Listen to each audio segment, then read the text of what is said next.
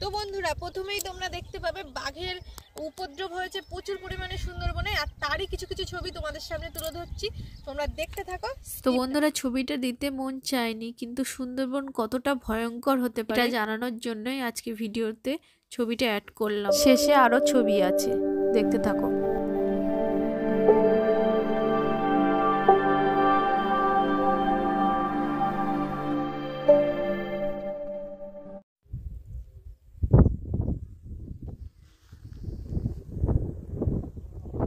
তো বন্ধুরা চলে এসেছি নতুন একটা ব্লগ ভিডিও নিয়ে সুন্দরবনের তোমাদের সামনে।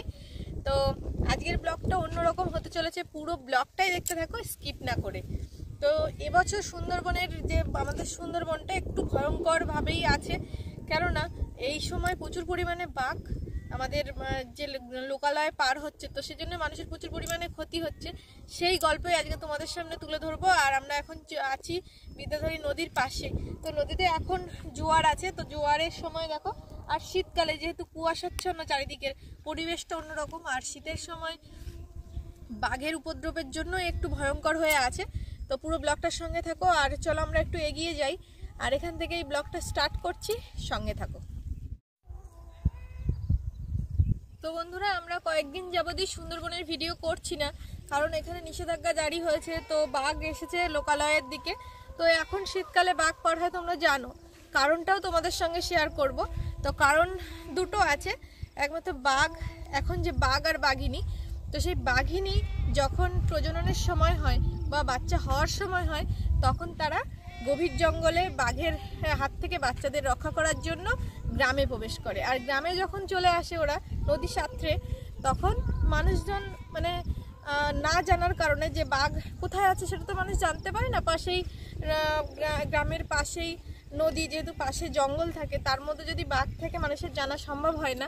তো সেই কারণে যখন ওখানে বাঘের কাছাকাছি চলে যায়, তখন বাঘ আক্রমণ করে দেয়। আরও কারণ থাকে যে একটা আমাদের সুন্দরবনে যে জঙ্গলের যে এরিয়া, যে বড় জঙ্গলের এরিয়া, তার মধ্যে এক একটা বাঘের জন্য এক একটা জায়গা, তারা নির্দিষ্ট জায়গা আছে। সেই জায়গা থেকে যদি একজন বাঘ তার অন্য একটা জায়গায় মানে অন্য বাঘের স্থানে চলে যায়, তখন বাঘের মধ্যে মানে মারপিট হয় প্রচুর পরিমাণে জন্তুদের মধ্যে, তোমরা তো জানোই। তো সেই তখন সে তার নিজের সেই এলাকা থেকে সরাসরি মানে নিজেকে রক্ষা করার জন্য গ্রামের মধ্যে চলে আসে নদী সাঁতরে, তখনই মানুষের উপর আক্রমণ করে। তো সেরকমই কিছু ঘটে চলেছে সুন্দরবনের এখানে আমাদের যেই জায়গাটায় প্রচুর পরিমাণে বাঘের আক্রমণ হচ্ছে, সেই ছবিগুলোই তোমাদের সামনে তুলে ধরবো।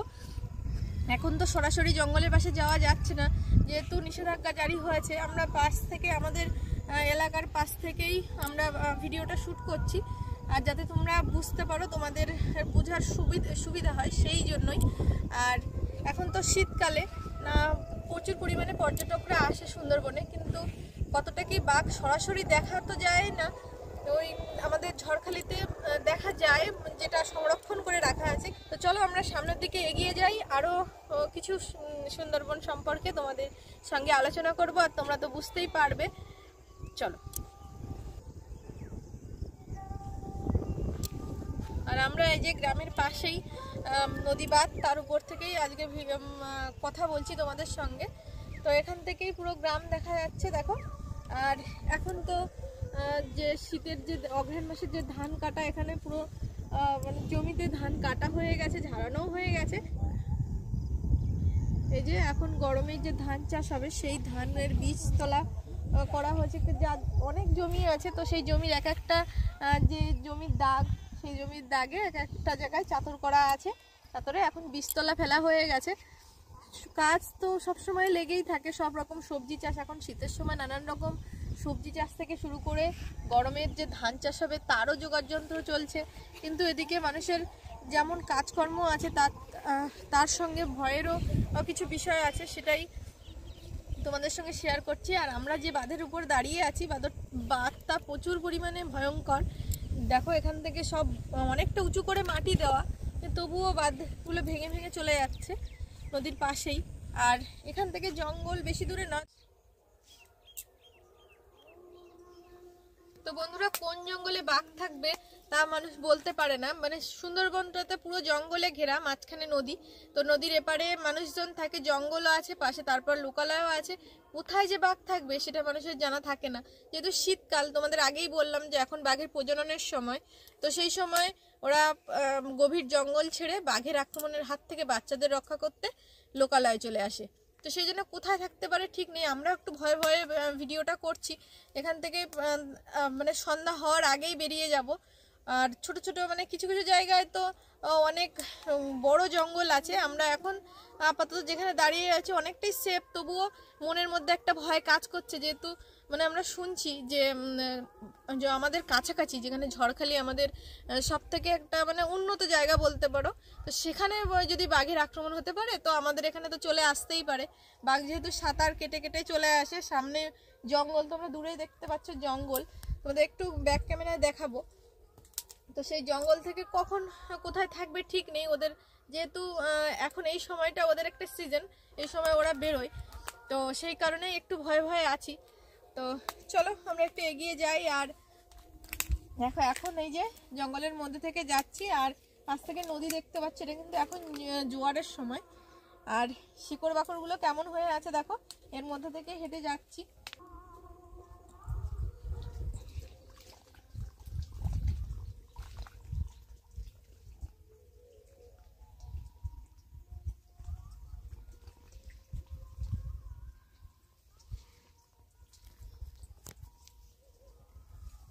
দেখো চারিদিকে পুরো শেকড় বাকড়, এর মধ্যে থেকে হেঁটে চলেছি।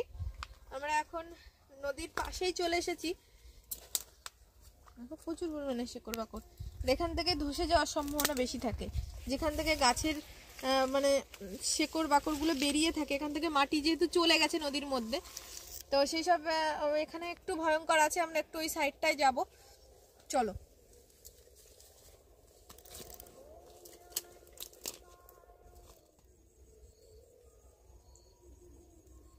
বন্ধুরা তোমাদের একটা বাঘের গল্প বলি, আমার জানা। তো বাঘ, এই গল্পটা সরাসরি তো দেখা সম্ভব নয়, এগুলো জঙ্গলের মধ্যে যে বড় বড় ক্যামেরা দেওয়া থাকে সেই ক্যামেরায় ধরা পড়েছে, আর সে গল্পই আজ তোমাদের সাথে বলবো।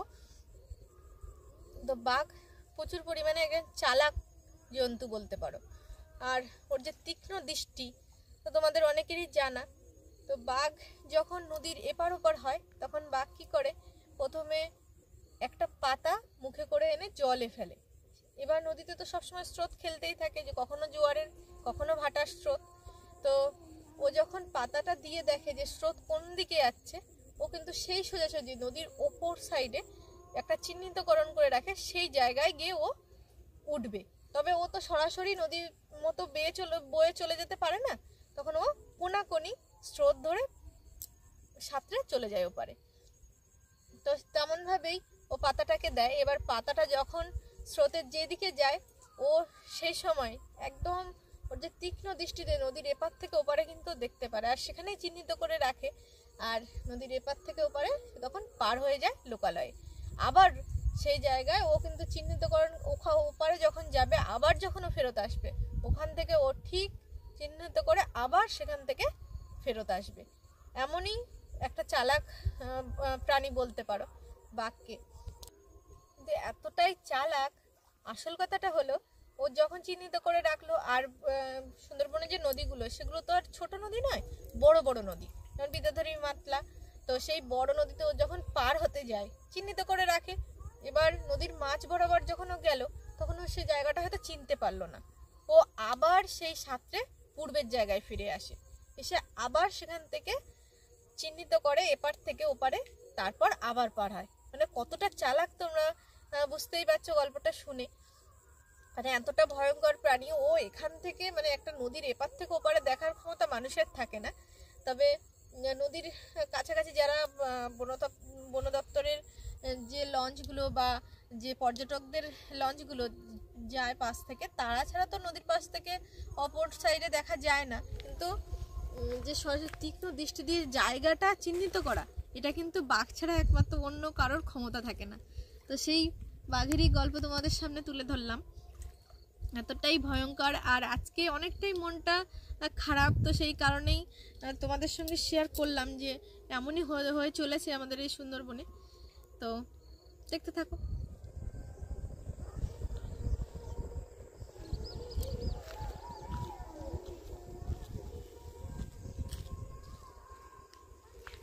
তো বন্ধুরা, বাঘের উপদ্রব তো আছে, কিন্তু তা বলে মানুষ বসে নেই, তাদের কাজ তো তাদেরকে চালিয়ে যেতেই হবে। তাদের যেহেতু মাছ ধরে জীবিকা নির্বাহ করতে হয়, তো সেজন্য সে কাজটাও কিন্তু তাদের চালিয়ে যেতে হবে। যে নদী পার হয়ে বাঘ আসে সেই নদীতেই তাদের মাছ ধরে জীবিকা নির্বাহ করতে হয়। তো দেখো, এখান থেকে নৌকো দেখা যাচ্ছে, অনেকগুলো নৌকো, আর ওখান থেকে জাল পাতা আছে নদীর মাঝে।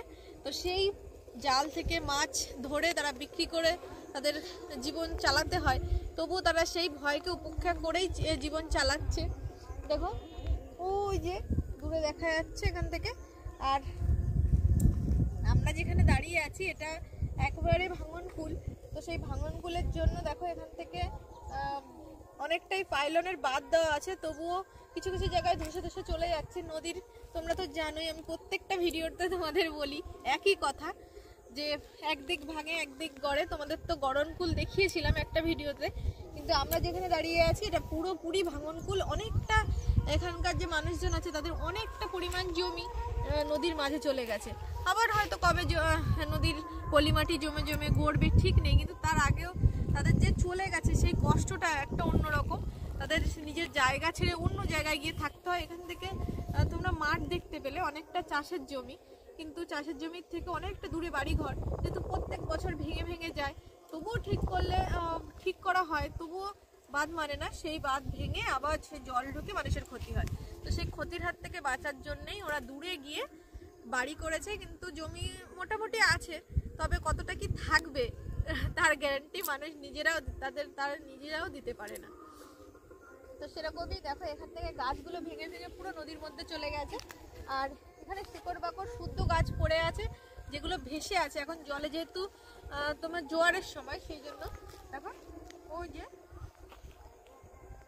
প্রত্যেকটা প্রতিকূল অবস্থার মধ্যেই মানুষ কষ্ট সৃষ্ট করে তাদের জীবন চালাচ্ছে এই সুন্দরবনে। তো সেটাই তোমাদের সামনে আমি তুলে ধরার চেষ্টা করি।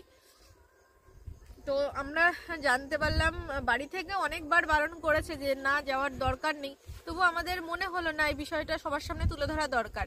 সবাই তো জানে সব ভালো পরিস্থিতিগুলো আমি তাদের সামনে তুলে ধরছি, তাহলে এই কষ্ট, এই মানুষের যে মানে যে আকুলতা, এইগুলো আমি যদি তাদের সামনে তুলে না ধরি, তারা কি করে বুঝবে যে মানুষের এতটা কষ্ট, এতটা মানে আনন্দটাকেও তুলে ধরছি, কষ্টটাকেও আমি তুলে ধরতে চাই। দেখো আমরা জানতে পারলাম যে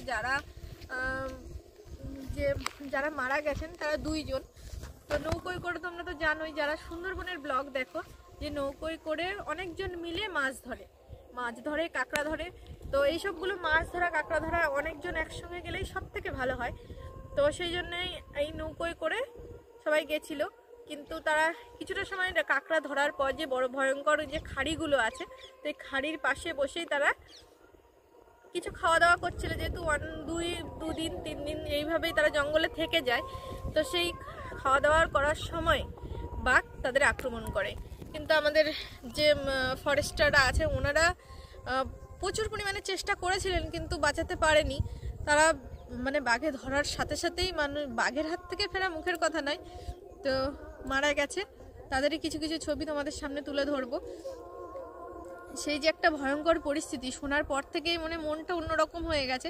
মানুষ ইনকাম তো হবেই, কিন্তু তার সাথে যেই কষ্ট, তারা তো জানতো না যে কেমন।